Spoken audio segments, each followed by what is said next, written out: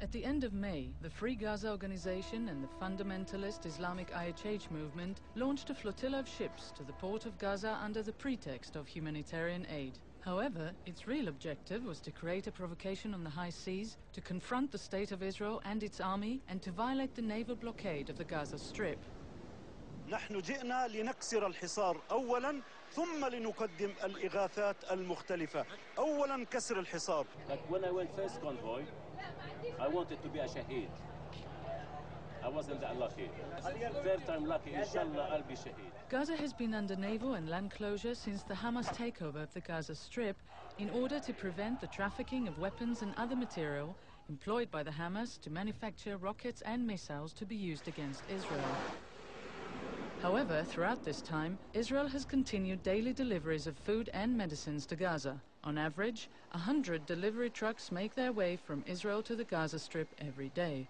During the past 2 months, Israel has delivered to the Gaza Strip over 1,200 tons of medicines, 155 tons of food, 2,900 tons of clothing and footwear, and nearly 17 million litres of diesel fuel. These facts contradict the false claim that Gaza Strip residents are experiencing a humanitarian crisis. The transfer of goods from Israel to the Gaza Strip is ongoing, despite the many attempts by Hamas to stop them through a string of terror attacks at the Israel-Gaza border.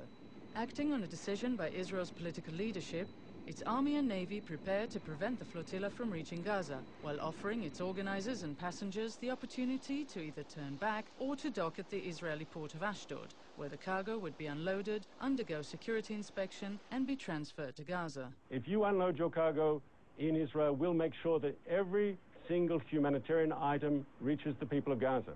If you're really concerned about the people of Gaza, let's stop talking politics and talk about transferring humanitarian aid.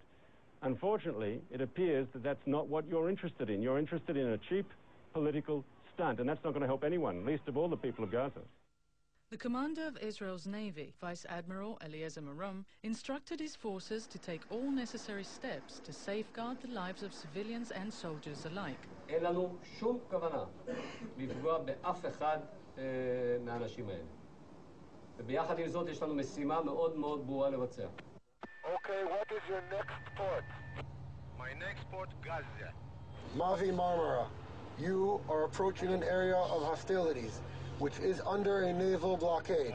The Israeli government supports delivery of humanitarian supplies to the civilian population in the Gaza Strip and invites you to enter the Ashdod port, after which you can return to your home ports aboard the vessels on which you arrived.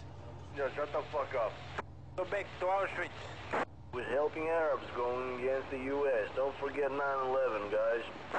After all calls to halt the flotilla were rejected, naval troops acted to take control of the 6 vessels attempting to break the naval blockade.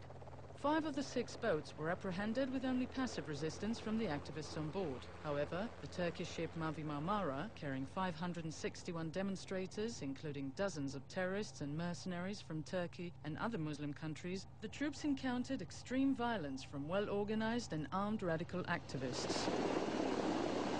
כל אדם שירד, לקחו אותו 3-4 אנשים ופשוט פיצצו אותו במכות, עשו עליהם לינץ'.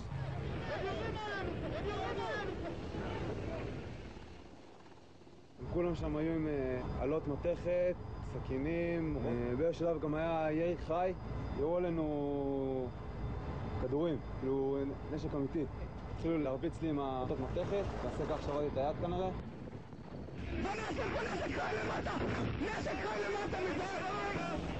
איפה הכלים שלנו? סליל. אין פה. אתה רואה אותה?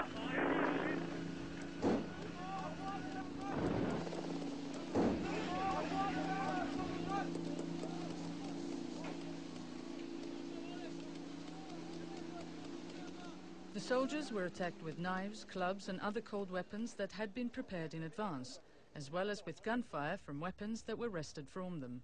Since the operation to stop the flotilla took place and up to the making of this film, Israeli information services have distributed dozens of videos and photos that expose the flotilla organizers' true intent. In fact, the images make it clear that this extreme, violent resistance was well planned and that there was a premeditated attempt to lynch the soldiers in the boarding party. From the moment they rappelled onto the ship's upper deck from their helicopters, the troops encountered extreme violence and were attacked with cold weapons. At this stage, they reacted with the rubber bullets and paint guns prepared for the operation, normally used to disperse demonstrations.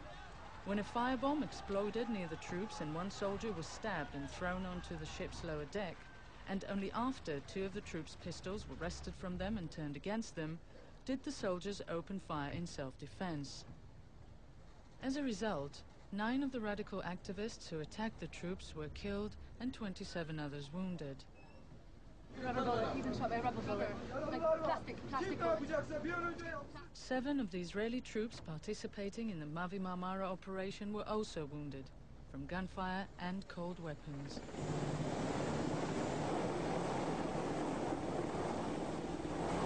About 12 hours after the incident began, all 6 vessels of the flotilla were docked at the port of Ashdod. All passengers disembarked for security checks and were then transferred to the Ministry of the Interior and Immigration authorities in order to return them to their countries of origin. IHH הוא ארגון אלים וקיצוני שתומך בארגוני טרור תחת כיסוי של פעילות הומניטרית ואין לו דבר וחצי דבר עם סיוע הומניטרי. מה שהתרחש על האונייה מרמרה איננו דומה למה שהתרחש ב5 האוניות האחרות. חיילים פעלו כמתבקש בסיטואציה הזו.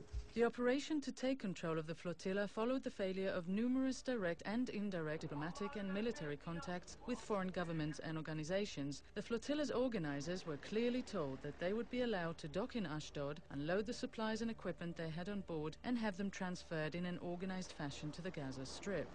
Only after the flotilla organizers made it clear that they had no intention of cooperating in any way was the decision made to take control of the ships at sea in accordance with international law, which grants a country the right to stop a hostile vessel that declares its intent to break a state-imposed blockade. This outcome could have been avoided were it not for the extreme violence on the part of the activists, the injuries they caused, and the clear threat they posed to the lives of Israeli troops.